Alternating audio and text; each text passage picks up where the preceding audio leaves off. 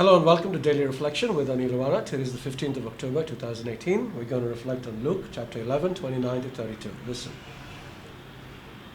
While still more people gathered in the crowd, Jesus said to them, "This generation is an evil generation. It seeks a sign, but no sign will be given it except the sign of Jonah. Just as Jonah became a sign to the Ninevites, so will the Son of Man be to this generation. At the judgment, the queen of the south will rise with the men of this generation, and she will condemn them, because she came from the ends of the earth to hear the wisdom of Solomon, and there is something greater than Solomon here. At the judgment, the men of Nineveh will rise with this generation and condemn it, because at the preaching of Jonah they repented, and there is something greater than Jonah here, the gospel of the Lord." I recently conducted an online retreat on being perpetually in the presence of God. It was inspired by a 17th century monk who went by the name of Brother Lawrence of the Resurrection.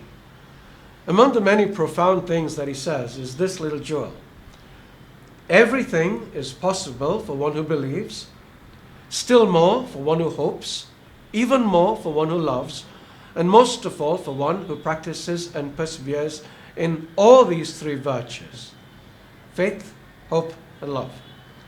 Paul says something similar in his letter to the Corinthians. He says, "And now faith, hope, and love remain, these three, and the greatest of these is love."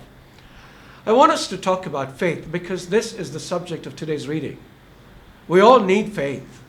Hebrews 11:6 says that without faith it is impossible to please God, because anyone who comes to him must believe that he exists and that he rewards those who earnestly seek him. Now, most of us believe that he exists. You do, don't you?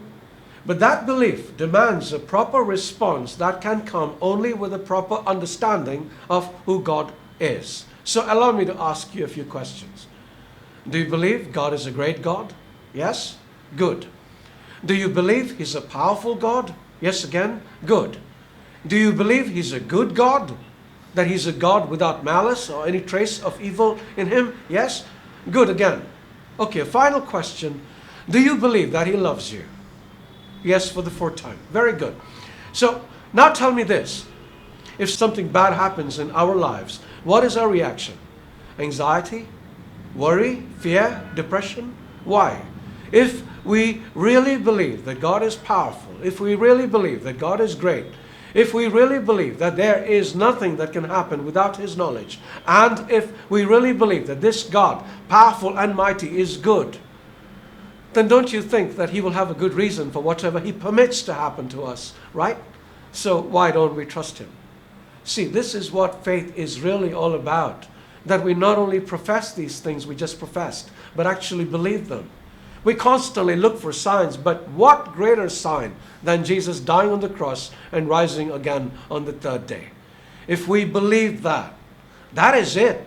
We shouldn't need anything more. And please think about this deeply, because in a proper understanding of this lies great freedom. And we are born to be free. God bless you.